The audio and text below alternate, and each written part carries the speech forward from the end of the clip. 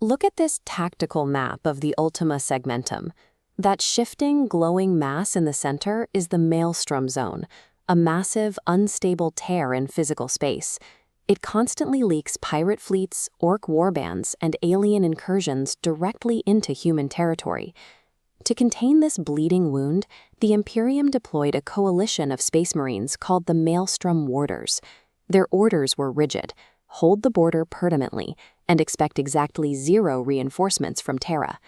In the 41st millennium, command of this overstretched coalition fell to Lufgt Huron, the Chapter Master of the Astral Claws. Huron arrived on the scene as a ruthless, brilliant tactician who looked at his deployment orders and saw an unwinnable war.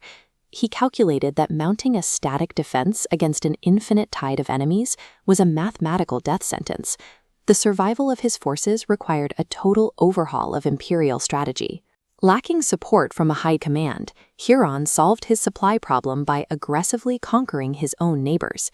He absorbed the surrounding Badab sector to forge a localized, entirely self-sustaining military-industrial base. He immediately hardened this new territory. Huron ordered the construction of an overlapping network of heavily armed orbital platforms and deep space fortresses known as the Ring of Steel. To guarantee absolute control over the sector's factories and shipyards, he systematically purged the inefficient planetary nobility, replacing them with hand-picked officers permanently locked into his chain of command.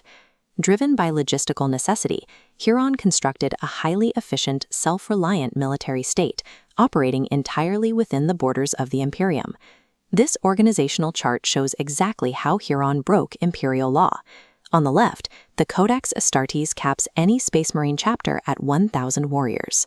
On the right, under Huron's command, the Astral Claws swelled in secret to an estimated 3,500 Astartes. Following the hierarchy downward, you can see how he integrated those Space Marines directly into the Tyrant's Legion. This was a highly illegal command structure, placing Astartes officers in absolute control of millions of drafted human soldiers.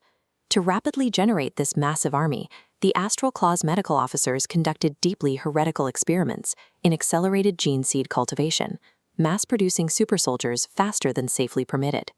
Huron never set out to destroy the Imperium. These transgressions grew from a desperate drive for martial efficiency, a need to build a force actually capable of securing the Emperor's borders. But a war machine of that size burns through capital.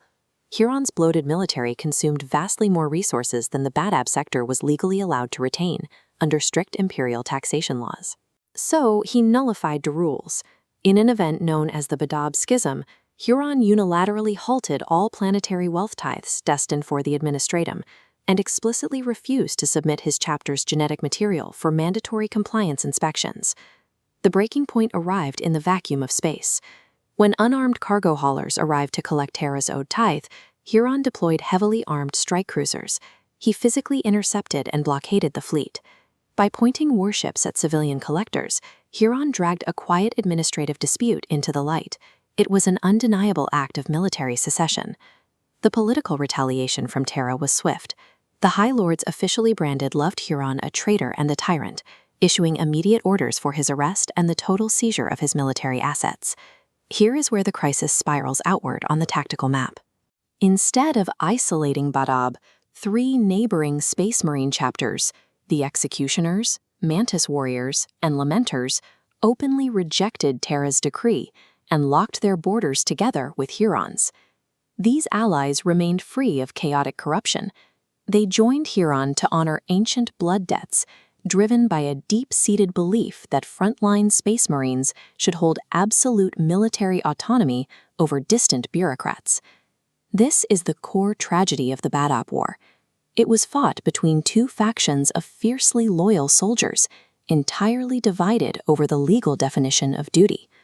With diplomacy dead, Terra authorized maximum force. They assembled a massive retribution fleet drawn from loyalist Space Marine chapters, tasked with violently dismantling the entire secessionist bloc. Across the Badab sector, billions braced for the end. Huron locked down his personal fortress, the Palace of Thorns, and prepared his outlaw empire to weather an apocalyptic siege. The point of no return arrived as the Imperial Retribution Fleet tore its way out of the warp, entering the Badab system with weapons primed. The ensuing civil war was a catastrophic systemic failure. Ignited the second the immovable bureaucracy of Terra collided with the unstoppable pragmatic